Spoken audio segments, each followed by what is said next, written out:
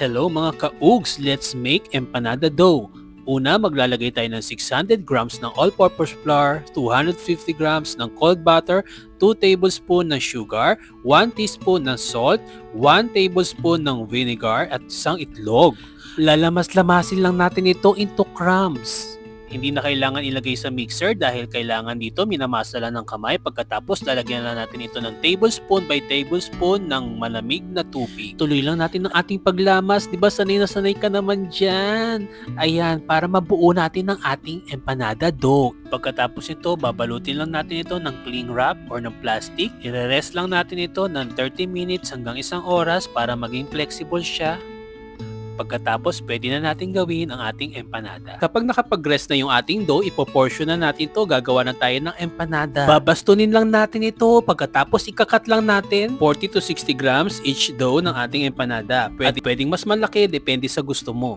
Ipa-flatten natin ito ng tamang nipis.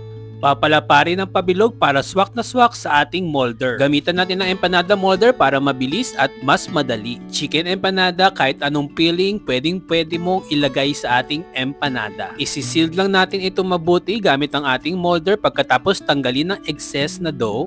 Ayan, sobrang ganda, napakakinis. Kung wala ka namang molder, pwede mong imano-mano. Basta panipisin mo lang ang mga dulo niyan para hindi ka mahirapang mag-fold and ayan, press and fold lang yung gagawin natin.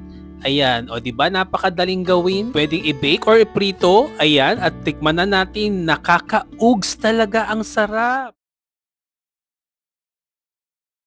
Hello mga ka-ugs! Tara at gagawa tayo ng empanada filling na sobrang dali at sobrang sarap at siguradong mapapa-ugs ka sa sarap. Una, magpainit tayo ng kawali at maglagay tayo ng butter. Gamit ang kanang kamay, maglalagay tayo ng tinadtad na sibuyas.